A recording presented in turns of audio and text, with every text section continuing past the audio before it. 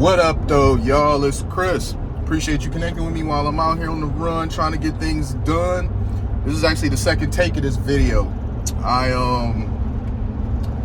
was trying to record it while I'm out here running, and my mechanic called me because I had called him earlier and he didn't pick up, but he was returning my phone call. Probably looked at the call and he saw it was me and was like, oh shit, I missed this mother lover. But if you guys are wondering why I have a mechanic that for sure will call me back, it's because I've been dealing with this man for 17 years now. He is the guy who I've taken every vehicle that I've owned to. I've referred countless friends and family to him. He's just a really awesome mechanic, and as long as he's doing this, I'm gonna continue to go to him. But let's get into the topic at hand.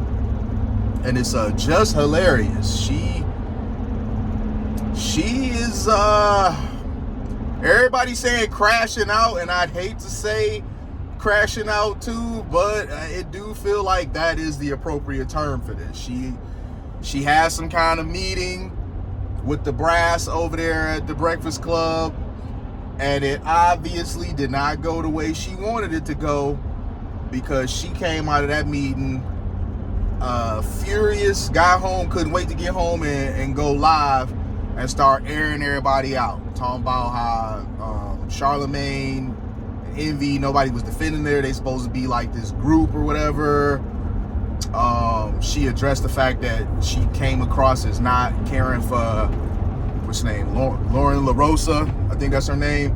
I've not known about this young lady until the Breakfast Club, honestly, until she replaced Jess Hilarious. But the general consensus seems to be that she's way better than Jess Hilarious. You know, Jess Hilarious, I really couldn't take her seriously ever. And I know she's supposed to be a comedian, but I don't know, it was just something about her vibe that I just was like, I don't know about this chick. She replaced Angela Yee, but just her vibe. You know how some people energy is just like, nah, I don't fuck with them. That's basically what I always got from her. Obviously don't know her personally, but you know, some people you just kind of get a read from, like, nah, this ain't somebody that I would ever deal with. Even if it's about a bag, I'd be like, if I have to. I mean, I deal with her for a bag, but that's pretty much it.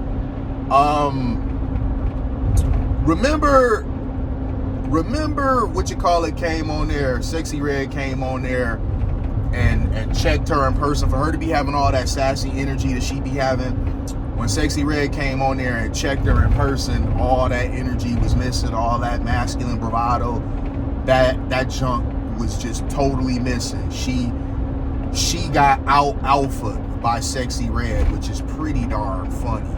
But that's when you know that people are putting on airs, because when there's someone that actually is that around them, they become quiet. So that's what happened with her there. But she managed to get the Breakfast Club job. Now, her downfall is all her doing. So for her to be passing the buck like, oh, nobody defended me, nobody stuck up for me, we supposed to be cool. Look, it's about business at the end of the day. We could be cool. We could be cool. New Jack City is one of my favorite movies ever. Don't judge. I love that freaking movie. I'll never forget when Ice-T comes in and he about to open the case, and he have everybody, you know, with guns pointed at him. He like open it slowly. He like, man, I thought we was friends. And he like, it's not nothing personal, B. Friends is friends. This is business. Man, for real, that, I was like, what, 13 or something when that movie came out? That always stuck with me. That probably is one of the, Nino Brown had a bunch of good lines, but that was probably one of the best ones, man. And that really stuck with me. Friends is friends. You doing a lot of stuff that's jeopardizing your position. Like, we was cool, that's why I put you on. Charlemagne put her on. We was cool, that's why I put you on. But you doing stuff that's jeopardizing the head start that I gave you. She get up in there, she gets pregnant, she goes on maternity leave. And she said, oh, I did it on purpose. There ain't no good time to have kids. You have them when you have them. I got pregnant on purpose. Okay, I don't know if that's true or not. Maybe you did. But that don't change the fact that that was a suboptimal move to make at that given time. You only been here weeks and you already moving like this. You can't do that. And that maternity leave stuff, ladies, that maternity leave stuff, that may or may not pan out for you. Women often think that, oh, I'm on maternity leave, they gonna keep their spot. No. I've seen more times than not the woman go on maternity leave and her replacement is there and stays there. She got to find another gig. It just is the way that it is. You can say, oh, it's mean, it's cruel. Sure. But that don't change that that's the way it's going to go. Look at the WNBA. You have a totally women's league that pushes all this women's empowerment and womanhood, sisterhood, all that sort of stuff. Man, I done seen firsthand players give horrible accounts of what it was like when they got pregnant and had to go on maternity leave. Horrible accounts. So you have a women's league, and the WNBA has many issues on its own. The fact that you're a women's league, and if you're a straight woman, you're treated considerably worse. I mean, how dare you want to have a family, right? But this is an all women's league and they moving like this. So when you are working in other environments that are very results driven, you can't be leaving for whatever reason. Have your kids if you want to, but understand that there may not be a spot for you when you're ready to come back, or your spot may have shrunk. I remember when I worked in real estate, my broker was teed off when his assistant told him that she was pregnant again, because he was tired of having to find a temporary replacement for her and then having to let them go. Because I think one of them times, I think the last time she had got pregnant, the assistant, he really liked a lot. He considered keeping her, but he went ahead and let her go and brought old girl back just out of a display of loyalty. That was quite surprising. But that was a bad move.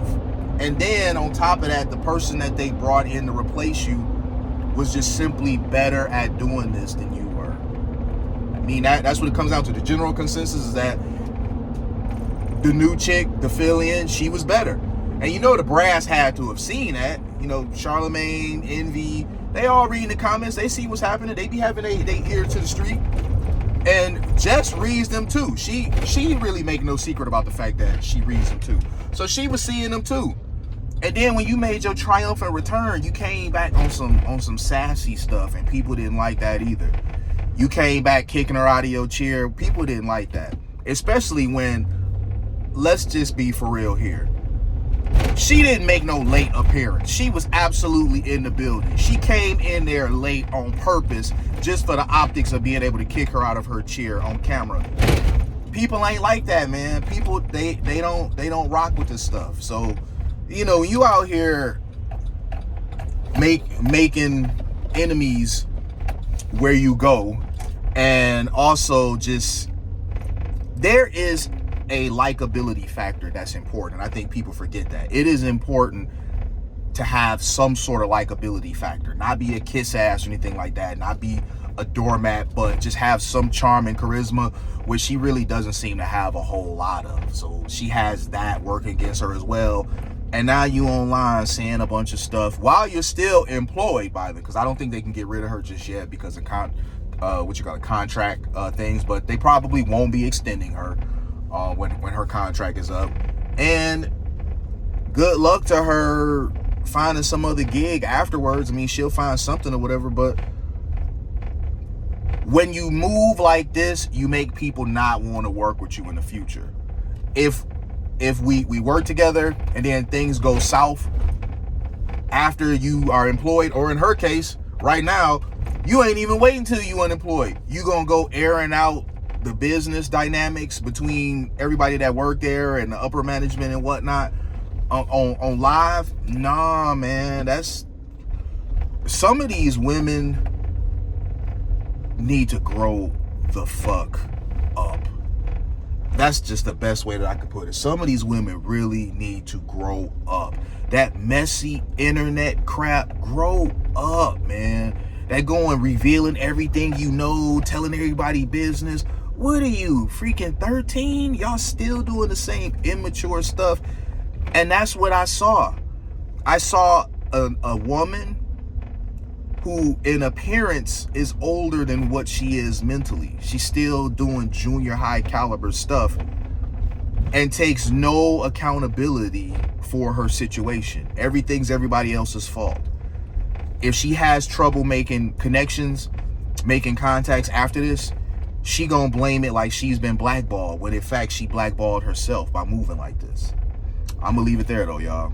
I'll holler at y'all soon. Peace.